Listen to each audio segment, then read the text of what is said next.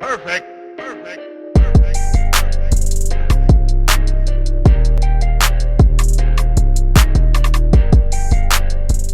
How is it going, Bears fans? Welcome back to another episode of the Bear Down podcast, where we talk everything Bears every day of the week. Today, we are back and we are kicking off our week 4 coverage by taking a look at the Bears' opponents, the New York Football Giants. The Giants, coming off of a Monday Night Football loss against the Cowboys last night, are going to look to bounce back at home against the Bears. We're going to be discussing everything that you need to know about the Giants before we head into this game on Sunday. Welcome back to the channel, though. Feels good to be back once again. If you haven't done so already, we're trying to post the most comprehensive Bears coverage on the web throughout the entirety of the season. Drop a like, subscribe, follow, give the podcast a 5-star rating, share it online.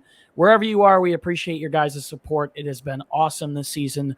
We have fun doing it, and we are excited to get into another week's coverage. I am your host, Chris Malpe. Today, I am joined by my co-host on my right, Parth Shaw. Parth, not the most entertaining Monday Night Football game last night. It gives me some hope for the Bears this week. Obviously, we'll get into it, but how are you doing, my man? Doing pretty good. I'm just busy with school right now, and like you said, the Monday night game last night wasn't the best, but it was football at the end of the day. It was great to watch some action, and I live with a couple Giants fans right now, so they weren't too happy about that. Oh, it's a big week for you and your roommates, then, it seems like. Yeah, it should be a good week. I think a good week. A good week. That's your prediction? Okay. That's my prediction. Maybe hinting at something that'll come this weekend. Exactly. But yeah, we've got the Giants this week. Another winnable game for the Bears. If anything was shown last night, this is definitely going to be a game that the Bears will have an opportunity to win. Let's get into it. First and foremost, I think the most important thing, taking a look at the Giants this afternoon, Sterling Shepard. He just went down with a torn ACL. He is out for the season. Bigger roles for guys like Kadarius Toney, Kenny Golladay, who's been struggling, as well as Wan'Dale Robinson, the rookie. So taking a look at that Giants depth chart in terms of wide receivers, Wan'Dale Robinson, Toney, Shepard obviously being out, Golladay, you would presume he would have a little bit of a bigger role. Where the Giants can hurt you on offense, it's not going to be quarterback Daniel Jones. I think a lot of us can say that after last night. It is going to be on the ground. They have a pretty good tandem with Saquon Barkley, who is healthy. He is back playing some of the best football of his career, alongside Matt Breida, who was able to make some solid plays last night as well. At tight end, they've got Daniel Bellinger. He made some solid contributions last night. A pretty decent offensive line that did struggle a lot. Pretty decent in terms of the names they have. However, it has not panned out for them whatsoever. Andrew Thomas out of Alabama a couple of years ago. They added Evan Neal this year. Parth, man, I mean, we just got to see these Giants play football last night, and It was rough. Cooper Rush, and if Dak Prescott played that game, the Cowboys would have run away, but it seemed like it was pretty dominant, minus the score of a victory for the Cowboys. And the Giants were not able to get anything going offensively unless they handed the ball off to Saquon. So let me know your thoughts on this Giants offense. Yeah, I mean, this Giants offense, obviously, with Daniel Jones at quarterback, there's limitations to that. There's no disrespect to Daniel Jones, but in my opinion, he's just not a starting quarterback in this league anymore. He's in a very similar spot to Mitch was in our team. Yeah, absolutely. And also, I think Daniel Jones, he's their running back too, in my opinion, instead of Matt Breida. I think Daniel Jones can run the ball. I mean, I'm gonna be honest, that dude can run. He's got some speed in him. And Saquon Barkley, obviously, top 5 back when he's healthy, and he's showing it right now. I mean, you can't say anything about his game. The way he breaks out for those big runs here and there. I mean, he's definitely going to do it against the Bears. I know he will. I know he did it in the past as well. So definitely not looking forward to seeing that. But I would like to see Saquon Barkley stay healthy. I think he did tear his ACL or something against the Bears. It was that was a couple of years ago. They played I think they've played for the last 4 years after this season. So a lot of good games, though. I mean, the game where Anthony Miller caught the touchdown from Tariq Cohen on the Philly special play. A couple good games in Chicago. Obviously, the Bears didn't end up winning that one in New York. So I guess looking for a little bit of vengeance in terms of that game, I believe was in 2019 or 2018. here in 2020. Look, this Giants offense, they have not shown much to me outside of Saquon Barkley. I'm not incredibly confident in the Bears' ability to stop the run. However, if they can bottle up Saquon at all, I do believe they will have a high likelihood of winning this game. Chicago comes in at a 3.5-point underdog plus 158 money line. Over-unders only at 39. The Giants have only put up 18.7 points per game. They beat the Tennessee Titans. They beat the Carolina Panthers, who looked absolutely horrid. But Daniel Jones is averaging under 190 passing yards per game. Shutting down the run is going to be key for the Bears defensively in this game. I think they're going to be able to get pressure on Jones. The Dallas Cowboys, I believe last night, had upwards close to 10 sacks on 35 pressures. Obviously, the Bears don't have Micah Parsons in their front seven, but they have Roquan Smith, who's playing incredible football. Robert Quinn looking to bounce back after a little bit of a mediocre start to the season. Young guys like Travis Gibson, Dominique Robinson, Justin Jones. I think if the Bears can bottle up the run in this one, which is going to be a tough task. The Giants are averaging 169.3 rushing yards per game. If the Bears can slow down Saquon, I think they can most definitely compete in this game. The Giants offense hasn't shown me much, and I got to be honest, Kenny Golladay is someone who, if we're talking 2 years ago today, and this is a breakdown of the Detroit Lions, I would be very worried about facing this Bears secondary that doesn't know if they're going to have Jaylen Johnson back or not. However, I'm not too worried about what they bring. Wan'Dale Robinson is a talented player out of Kentucky. He is young, but, I'm not too worried when the ball's in Daniel Jones's hands, and that might be a little bit hypocritical coming from me, being that Justin Fields is not playing incredible. However, he's not even averaging 100 yards a game. No, 99. Justin Fields is the worst quarterback in football right now by far. Yeah, but I'm not too worried about the Bears' chances to hang in defensively in this one, especially if they can slow down Saquon out of the get-go. Defensively, the Giants possess a little bit of a harder task. Wink Martindale, their defensive coordinator, known as one of the best in the league. He's been around forever, and he is going to make Justin Fields win this game. A lot of underrated pieces on this Giants defense, base 3-4D, that held the Cowboys to only 23 points last night. Obviously, Cooper Rush was playing. However, still a pretty solid performance from them, I would say. Dallas wasn't able to do a lot for a while. But guys like Dexter Lawrence, Leonard Williams, Kayvon Thibodeau, the 5th overall draft pick, he is looking very good. At linebacker, they've got Tay Crowder, a young secondary with some experience as well. Guys like Adoree Jackson, Fabian Moreau, Julian Love, Xavier McKinney. Parth, I'm going to pass it back to you. It seems like maybe because we just saw the Giants play so recently, we aren't talking about them or giving them, as Parth gets kicked out of the stream, I guess I'll go into it. But it seems like the Giants haven't gotten as much talking as we should give them this early in the podcast, just given that they played last night. However, I was actually very impressed with how their defense performed last night. I think the Dallas Cowboys offense, even with someone like Cooper Rush, who played a good game, should be able to succeed. And the Giants did a pretty good job at shutting them down. In the secondary, CeeDee Lamb wasn't really able to break out until the second half of the game. All things considered, I think the Bears are going to have another tough go offensively, but they will be able to get the run game going. Chicago has been averaging 186 rushing yards per game this season, and I think they'll be able to continue this success against the Giants. Parth just texted me his computer crashed, so I guess I'm going solo for the rest of this. But Ezekiel Elliott, Tony Pollard were able to pick up monster carries, take time off this clock. I think Khalil Herbert is in for a good game this weekend. David Montgomery, if he can come back, hopefully we'll be able to make some solid contributions as well. But the Bears should be able to gash the Giants up front. And unfortunately, I'm not sure if it's going to be an easy day for Justin Fields, just given that they have a little bit better of a secondary, in my opinion, there with the Giants. And Wink Martindale is going to make it tough. So if the Bears have to turn to Justin Fields in this game, they could be in for some trouble. But I am actually extremely confident that the Bears will be able to find success on the ground in this game. So talked a little bit about the Giants. We're going to come back in just a second, answer some questions about the game, hopefully have Parth back here on the podcast. But first, we have to get to today's sponsored message from our good friends over at Manscaped. So let's hop into that. Support for Bear Down is brought to you by Manscaped, who is the best in men's below-the-waist grooming. Their precision products are engineered tools for your family jewels. Manscaped's new Performance Package 4.0 offers the ultimate hygiene bundle, and you can join over 6 million men worldwide who trust Manscaped with this exclusive offer that only we have for you. 20% off and worldwide shipping with code BEARDOWN at manscaped.com. Once again, code BEARDOWN, as you can see on the screen, at manscaped.com. The Performance Package 4.0 has arrived, and oh my goodness, it is a game changer. Inside this package, you'll find the Lawnmower 4.0, as well as the Weed Whacker ear and nose hair trimmer, alongside the Crop Preserver, as well as the Crop Reviver, and some other special gifts, including the Performance Boxer Briefs and a travel bag to hold your own goodies. First off, this Lawnmower 4.0, this trimmer is the future of grooming, and dare I say, the greatest ball trimmer ever.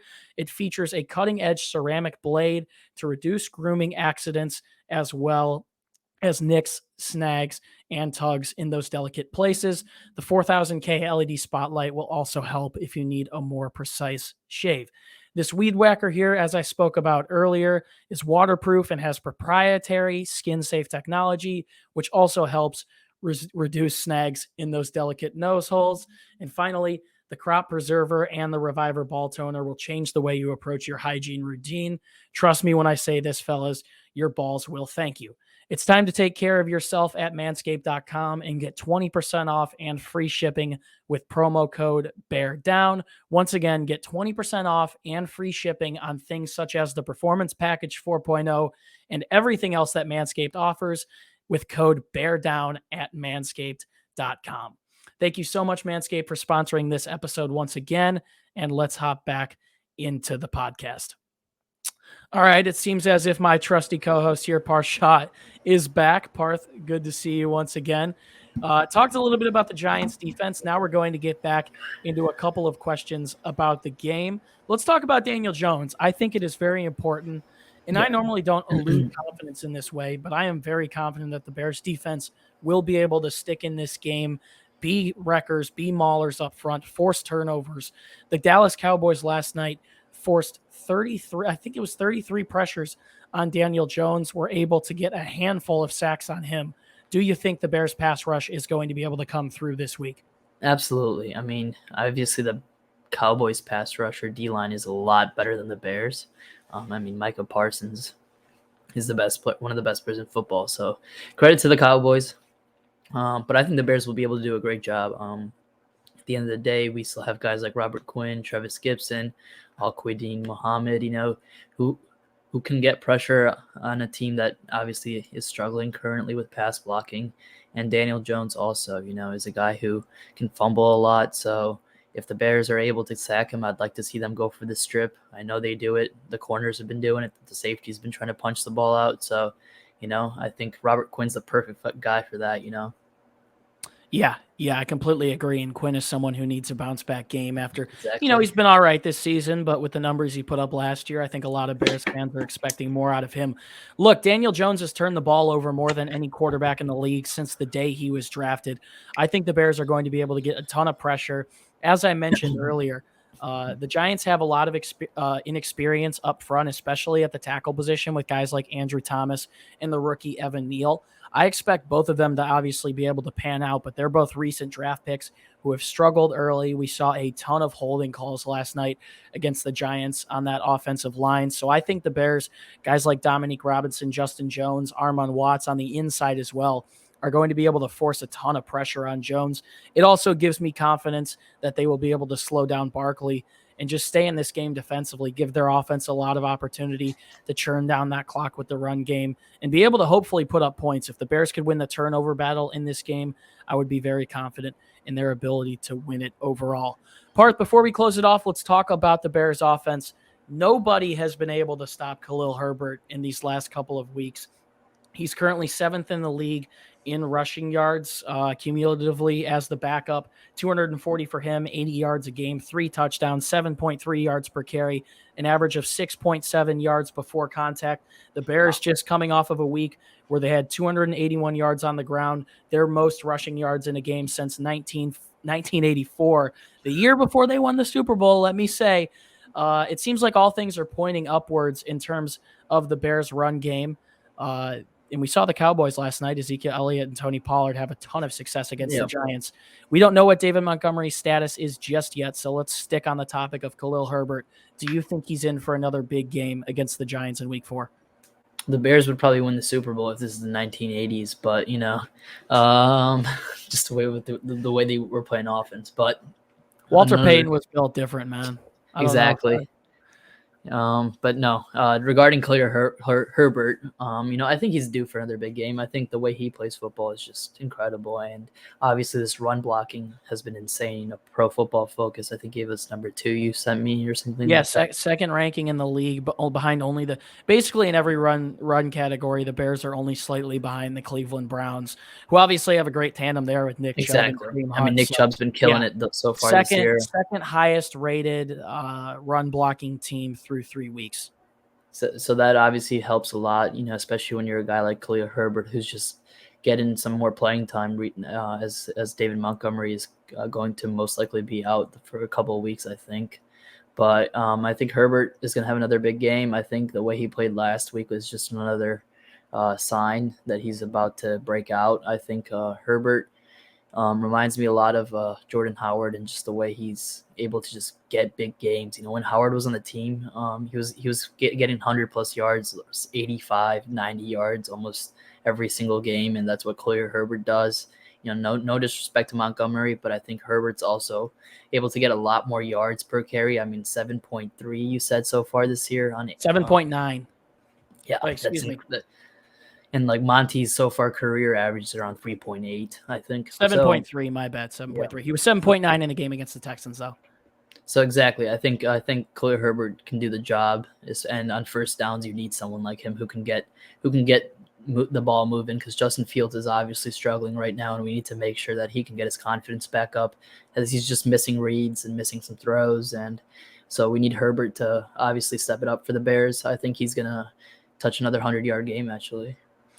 Yeah, I'm going to go ahead and agree with you. I don't think there's much to add. It's kind of unfortunate that the entire start to the season we had been saying the quarterback's best friend is a good running game, and then we see the passing game get worse when the running game is at an all-time best. Yeah. However, I do think the Bears are going to be able to tear it up on the ground in this game. You take a look at their team rushing stats this season overall with guys like David Montgomery and Treston Ebner, who will continue to get more opportunities if Montgomery is hurt in this game.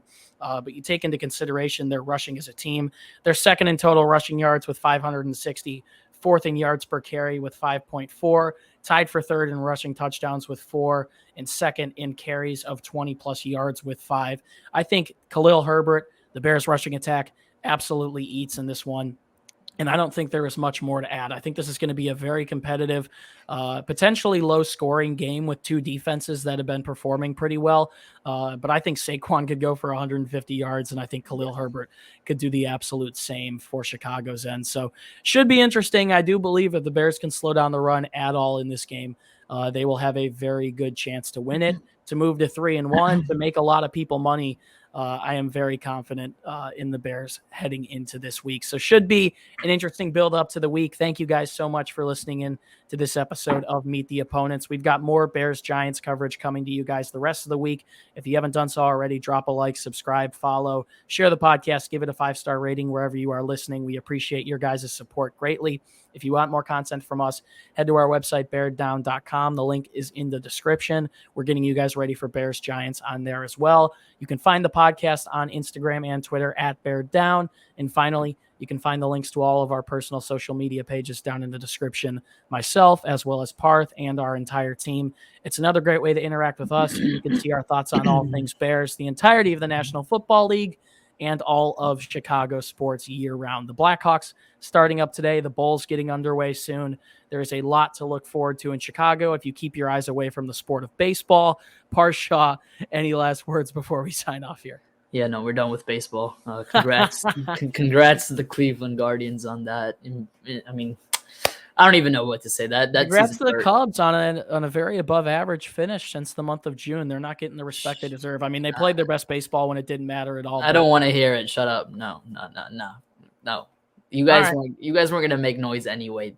the whole entire focus should be on how bad the White Sox are. I think Jeez, that's man, you get so defensive so quickly.